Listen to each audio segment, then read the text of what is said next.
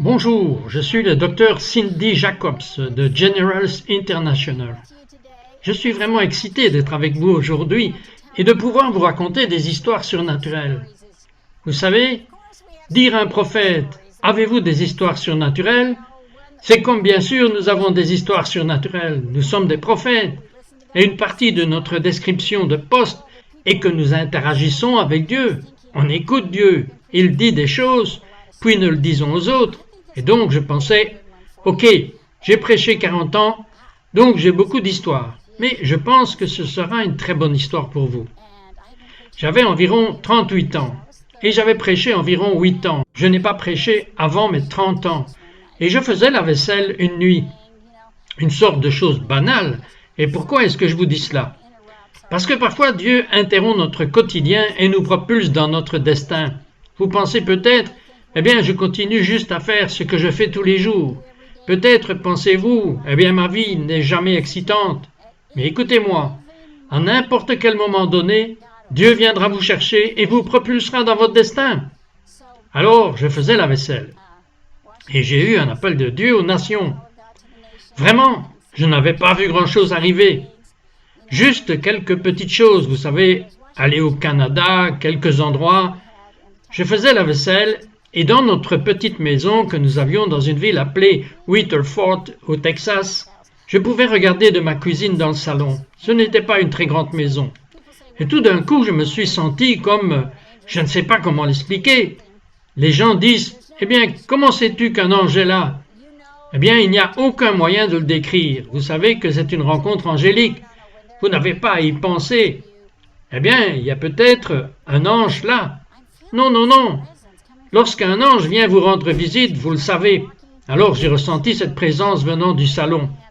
Alors j'ai marché tout en m'essuyant les mains, j'ai marché vers le salon, et tout d'un coup, au milieu de cette grande chaise à dossier haut, que nous appelons des fauteuils à oreilles, il y a ce grand ange. Ses épaules étaient bien au-dessus de la chaise, je veux dire, il était massif, et je n'oublierai jamais de quoi il avait l'air. Parce qu'il avait une petite bande d'or, ici, une petite couronne d'or. Et donc je suis entré et j'ai dit, « Oh, c'est le Seigneur !» Et il m'a parlé, il a dit, « Je suis l'ange du Seigneur. » Et je suis littéralement tombé. Et l'ange m'a dit, « Je t'envoie dans les 7 continents. » Et puis j'ai commencé à entrer tout simplement dans certaines merveilleuses expériences avec Dieu. Et j'ai eu une vision du doigt de Dieu touchant le sommet de l'Amérique du Sud jusqu'à ce que tout soit encerclé par le feu. Et j'ai vu tous les continents brûler dans les flammes. Et le Seigneur m'a dit, « Je vais t'utiliser pour le réveil dans tous ces continents. » Et vous savez, les gens disent, eh bien, qu'est-ce que ça fait lorsque vous êtes touché par un ange ou avoir une rencontre angélique? Il y a quelque chose de merveilleux, c'est comme si vous ressentiez 100% d'amour. C'est comme, même si vous êtes conscient que cet ange connaît votre histoire ou quoi que ce soit, vous vous sentez juste complètement aimé. Et bien sûr, c'était un messager envoyé pour me dire quelque chose à propos de mon avenir. Et donc, j'étais tellement impacté par cette rencontre que je ne pouvais pas parler anglais. C'était la chose la plus folle. Je ne sais pas comment. Je veux dire, je parlais dans une langue. Je ne sais pas si c'était des langues d'anges. Vous savez, la Bible parle des langues des hommes et les langues des anges. Je ne pouvais tout simplement pas parler anglais.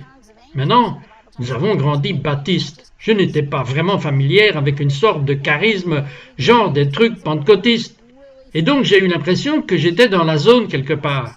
Je ne savais pas si j'allais vraiment entrer dans cette zone que je ne connaissais pas, si j'allais parler cette langue toute ma vie entière. Et alors j'ai eu envie d'appeler une amie. J'ai appelé cette amie et elle est venue d'une très bonne famille de ministères connus. Et je lui ai décrit cet ange avec une ceinture blanche et un bandeau d'or, et les cheveux séparés au milieu exactement à la longueur des épaules. Et j'ai juste décrit cet ange à mon amie, et elle est devenue vraiment silencieuse. Elle a dit, « Cindy, quand j'avais 9 ans, j'allais mourir de la poliomyélite, et j'étais dans ce qu'ils appellent un poumon de fer. Je ne sais pas, vous êtes peut-être trop jeune pour savoir ce que c'était, mais c'était un appareil comme un appareil respiratoire. Ils mettaient les patients atteints de poliomyélite, car cela paralysait leurs poumons parfois. Et donc elle était très malade, et elle a dit qu'un ange est venu et se tenait au pied de ce poumon de fer et flottait au-dessus. Et juste lorsqu'elle l'a vu les yeux dans les yeux, Elle était complètement guérie. Toute la polio était sortie de son corps. Et elle m'a dit, cet ange avait l'air exactement comme celui que tu as décrit. Il avait le bandeau d'or et les cheveux séparés dans le milieu sur la longueur des épaules. Et elle m'a dit, je te confirme, tu as vraiment vu cet ange. De toute façon, j'ai eu cette conversation avec elle, et puis, après, quelque chose m'a attrapé. Comme je le disais, j'aurais dû vous donner la bonne progression. J'ai vu l'ange, il m'a donné l'appel, et puis tout d'un coup, je ne pouvais plus parler anglais. Alors j'ai réveillé mon mari, et j'ai pensé, peut-être pourrait-il m'aider. Alors je l'ai réveillé, et je parlais en langue, juste parler dans les langues, et j'ai pointé sa bouche comme pour dire « Interprète, Mike, dis-moi ce que je dis, vous savez ?» Et il me regarde. Il est environ 5 heures du matin, et il dit « Je ne comprends rien ». Il s'est retourné, il s'est rendormi. Je disais « Oh, tu ne peux pas me laisser ainsi !» Alors je l'ai réveillé à nouveau. Il était si drôle, il me disait « Dis chien, dis chat ». Je parlais juste dans cette autre langue, et enfin il a dit « Oh, je sais, tu pourrais écrire ». Et donc j'ai commencé juste à écrire en langue. Et à la seconde où j'ai fini d'écrire ce message, boum, c'est parti, et j'allais bien, j'étais hors de cette zone. Je ne sais pas où est cette zone de Dieu ou cette onction, et une de mes copines est venue le lendemain matin. Elle venait parfois, on s'asseyait, on buvait du thé, on discutait, et je lui racontais cette histoire, et j'ai dit, le plus drôle c'est que je ne sais même pas lire et prononcer ces mots. Elle a dit tout d'un coup qu'elle savait, qu'elle pouvait lire chaque mot, elle savait comment dire ces mots, mais elle ne savait pas si cela voulait dire quelque chose. Et le premier mot est venu. Et ma petite fille a couru. Elle avait environ 5 ans et elle a couru vers elle et lui a dit « Viens, viens, viens !» Alors qu'elle réalisait que Dieu lui montrait vraiment qu'elle devait lire cela et l'interpréter. Alors, les mots disaient « Viens, je veux que tu ailles en Amérique du Sud. » Maintenant, elle ne savait rien de tout cela, mais elle a interprété les mots dits dans le passé. Alors, que s'est-il passé? Eh bien, à partir de là, je ne peux pas entrer dans tous les détails, mais je me suis retrouvé à Buenos Aires en Argentine, à enseigner comment guérir les nations. Maintenant, souvenez-vous, j'avais vu cet ange regarder d'une manière particulière. Alors ici, j'avais 39 ans, je prêchais dans les stades. Je suis passé littéralement, vous savez, d'être une petite ménagère pour Dieu à avoir confiance en moi dans des stades. Et je me souviens, quand j'ai atterri en Argentine, on me disait « Eh bien Cindy, tu sais, aucune femme n'est reçue ici, alors ne pense pas que tu vas être reçue. » Et quand ils m'ont ramené à l'aéroport, après la visite prophétique que nous avons eue, ils disaient « Eh bien, vous avez tellement de faveurs dans cette nation. Vous devez être prudent dans ce que vous faites, mais vous voyez, l'ange m'avait montré l'Amérique du Sud, et quand Dieu vous appelle, il vous accorde une faveur.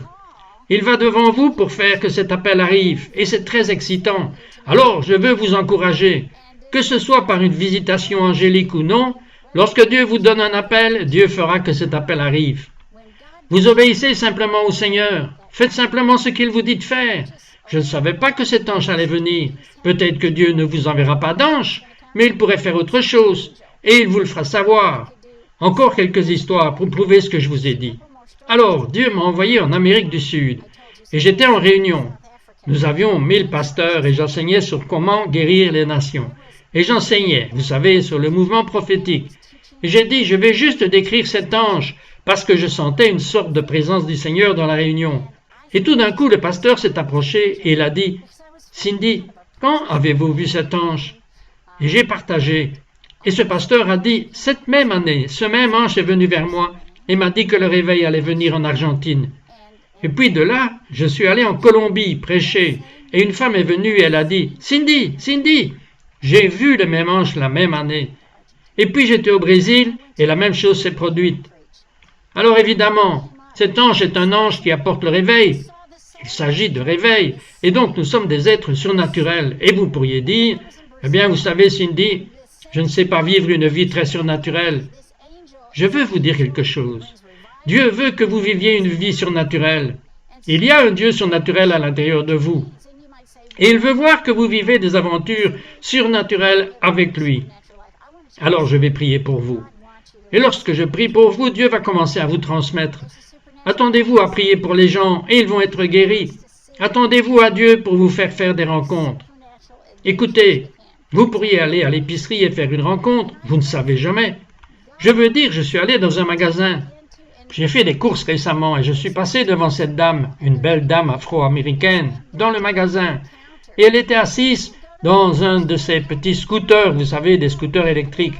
Et elle disait à son ami, « Oh, je souffre tellement, mon corps me fait tellement mal. » Et donc je suis passé devant, et dans mon moi non spirituel, à ce moment-là, en pensant, je vais devoir finir mes courses.